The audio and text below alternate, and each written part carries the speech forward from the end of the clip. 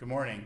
It is a special day because after years of litigation and preparation, we are on the precipice of now putting to work settlement dollars that will save lives and make a difference in Colorado.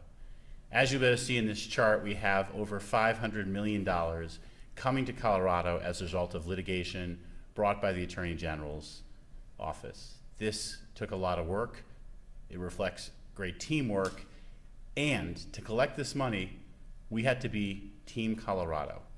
We brought together every jurisdiction in the state within a framework that sets up 19 regions, all set to use this money in transformative ways. Together today, we'll convene all 19 regions, and we'll look at what's happening, what could happen, and how we work together to save lives through better awareness and prevention efforts, through increased emphasis on drug treatment, through drug recovery efforts, and more. With me today are three leaders who are at the forefront of this. We have a county commissioner from Alamosa County, Lori Lasky, a county commissioner from Gunnison County, Liz Smith, and we have Brighton City Council member, Peter Padilla. Each of them will say a few words, and then we'll take your questions. First, Commissioner Smith. Thank you so much for that introduction. And thank you for the opportunity to speak today. My name is Liz Smith, and I'm a commissioner in Gunnison County and also the chair of the Southwest Colorado Opioid Regional Council. And I want to start by thanking Attorney General Phil Weiser for his bold leadership and that of your office, because this settlement money is going to save lives. At the conference yesterday, Dr. Morgan Medlock, Commissioner of the Behavioral Health Administration, made an important point, and I paraphrase here. An influx of dollars does not heal community trauma from the opioid epidemic. There is no dollar figure that can ever undo the trauma that we have experienced in our communities and as individuals from the opioid epidemic. It will not bring back our loved ones.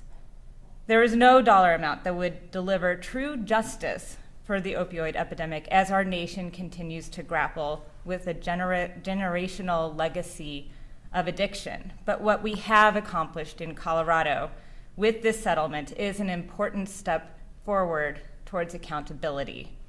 And it gives rural communities like those in my region a once-in-a-lifetime resource to transform how we respond to opioid use and addiction. I want to point out that the impacts of the opioid epidemic and prevalence of fentanyl go far beyond intended users. In my work on the state's child fatality review team, I see cases nearly every month where children who have accidentally ingested opioids are saved because somebody had Narcan available. And I see those of children who did not survive because it was not available. There is an entire hidden dimension to this epidemic that I think we are only beginning to very clearly understand. It's been borne out in my own community's recent behavioral health needs analysis, which shows a lot of this epidemic to be not crisis, but chronic. And so it is really essential at this moment that we have these resources to meaningfully address and transform how as communities we can respond. Gunnison County has been fortunate to receive more than $1 million in federal grants to address substance and opioid use disorders. And like many rural resort communities, we struggle against the normalization of substance use and abuse in a place where people from around the world come to vacation. But no community should be left behind. This settlement ensures that that will not be the case, and it will save lives in Colorado. Thank you.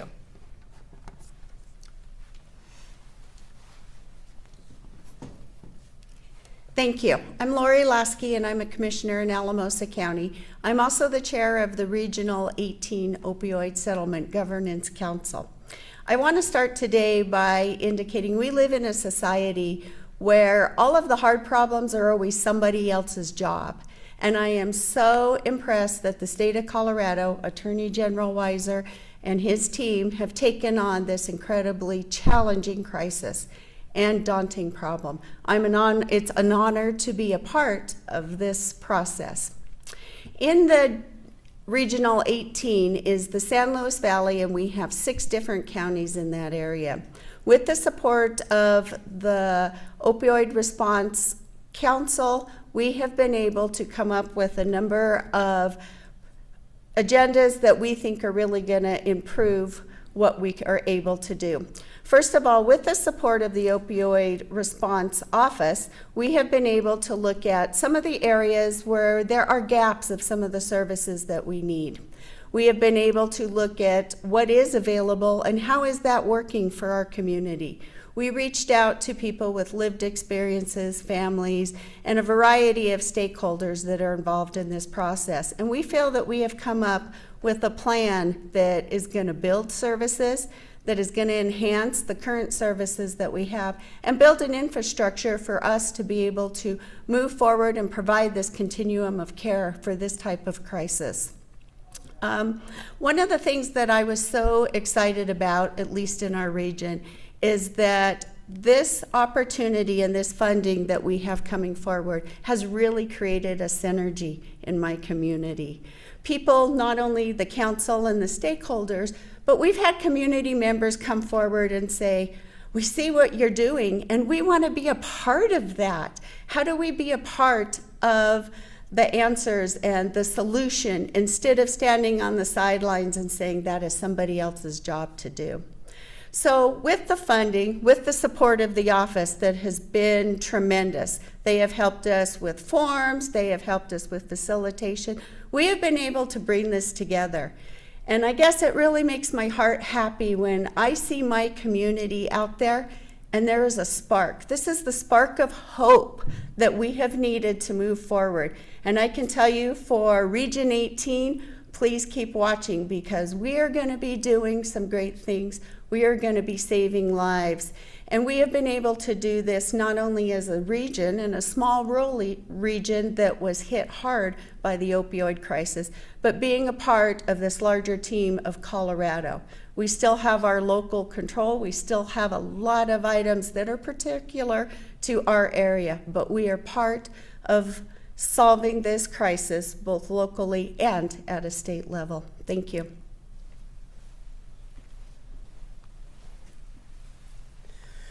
Good morning. I'm Peter Padilla. I serve on the City Council in Brighton, Colorado, and I'm the chair of the Adams County Regional Commission.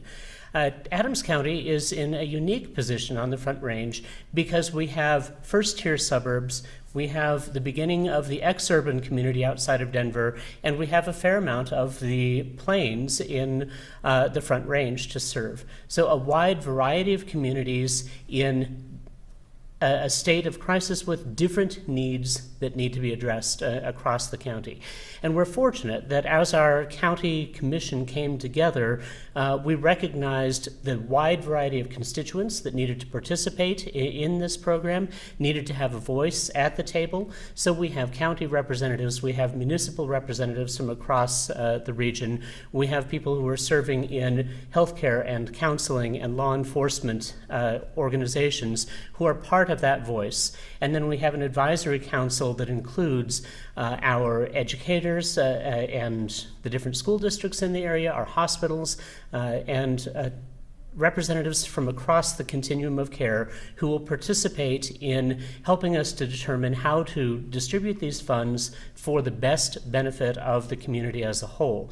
We're looking at the full range from education and prevention and trying to address this problem before it hits new members of the community. But we're also recognizing that the spike in usage, the spike in impact over the last couple of years has been tremendous. And so we also need to focus heavily on intervention and immediate damage control and harm prevention.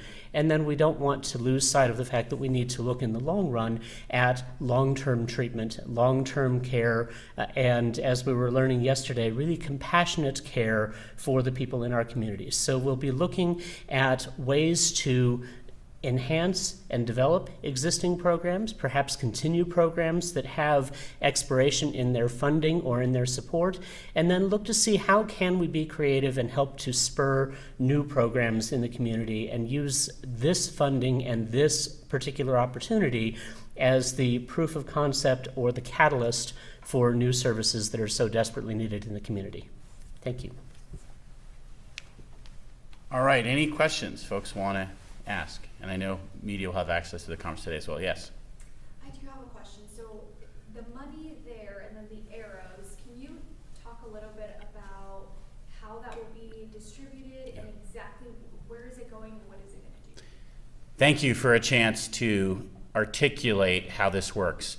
The money indicated here will come in at different times. Some of it is coming in shortly, some of it's already come in, some of it will take a little bit of time. It'll be distributed over 18 years, and the framework calls for 90% of the money to go to the local level. 20% goes to local governments. Many of those local governments will in turn put the money into the regions. The regions get 60%. There's a 10% of the total monies in an infrastructure fund to support hard-hit regions, and only 10% will be allocated at the state level. Go ahead. Follow-up question on that. So for local levels, is there particular guidance on exactly where that money can go? I know you guys mentioned like educational resources or community outreach. Are those guidelines that you guys are having? The broad guidelines for the funds is that the settlement dollars are required to go to opioid response, to respond to this epidemic. Every region, and you've got 3 representatives here, will do its own analysis about its needs assessment, will make its own plan with its own priorities. I've gotten to know what's happening in each of these regions, and I will tell you, it is exemplary. The level of thoughtfulness, the spark, if you will, that has really ignited community collaboration and reflection. And I believe because of that collaboration, additional monies, like the grants that Commissioner Smith talked about, will be brought to the table and will be successfully used as a result of this process. Can you give examples of how they'll be used in your county, or just like you said, Narcan? Are you going to be purchasing more Narcan for folks to take from the hospitals, or is there examples of where you know this money will go to? Sure. We have several local programs that have been homegrown that address in particular youth prevention and education. So a lot of the resources that we have deployed locally are already in that harm reduction category. Education, how do we prevent people from being able, from starting to use these types of substances, and then also how do we help them when they're ready for treatment and recovery. Some of these programs are beyond what as a region we can accomplish, but what I find really promising, and I love this word hope, I think it's so important. What I find really promising about what we have erected in our region is the fact that Gunnison County is going to be able to information and resource share some of the things that are coming from this grant that are separate from our statewide opioid regional council money. But in our region, we are broadly tackling I would call them buckets of treatment, recovery, prevention, justice system, and also harm reduction as our 5 emphasis areas. And so that might look different from county to county based on our priorities, but what we do have now that we didn't have before is an infrastructure where we can do this work together and really use each other as resources and learn from each other.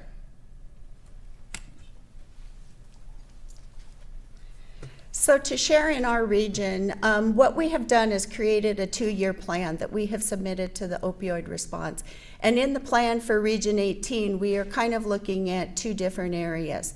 For an example, we are looking at 29% of the funds that we're going to get in the first 2 years, we are putting into prevention and education. That is something that is lacking in our rural area. We had some grants in the past. They had gone away based on our stakeholders, and things that we were learning is that we really needed to be out there and doing some prevention, especially for our children, our young adults. That is something that our lived experience people came to us and said, that's missing. Then those remaining funds we have divided into 2 different programs. For example, because this is a 2-year plan and we wanted to get out there and get something that started to have an impact right away. So we looked at areas that we thought in the first 2 years that we can really be able to do and accomplish.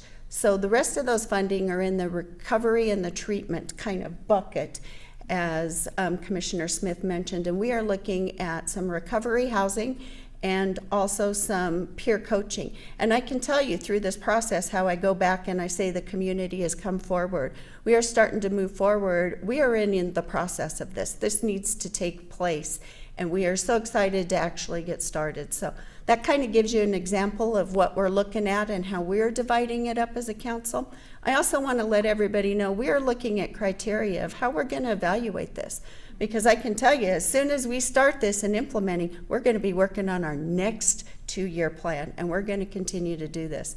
So we are sprinting right now. We have a marathon, and we're being very strategic and very thoughtful in how we're using these funds. Thank you. In Region 8 in Adams County, we're actually still in the information gathering phase for some of the determination of what that plan is and where those funds are going to go. Each of the people who are serving on the council and each of the people who are on our advisory committee have deep personal connections and feelings about what are the gaps, what are the things that we need to do. So we've teamed with the Rocky Mountain Partnership, which is working to help staff for us, and they are preparing and reviewing this next week the asset inventory of those services that already exist in Adams County, those programs that are offered by those, what are the gaps associated with them, and we're going to be doing our prioritization against those same 5 broad categories that are outlined in the MOU, but then also match with what our professionals indicate are the areas. And we're going to be making that determination over the course of the next month or so of exactly how we want to divide out those funds and how we best serve the community with them. And the timing of this conference today is because we have asked for the plans to be submitted in a month or so to enable the funds to start going to the regions, providing this incredible spark of hope that we've heard about. The conference will begin in a minute or so, so I'll wrap it up here, and thank you all for your time this morning.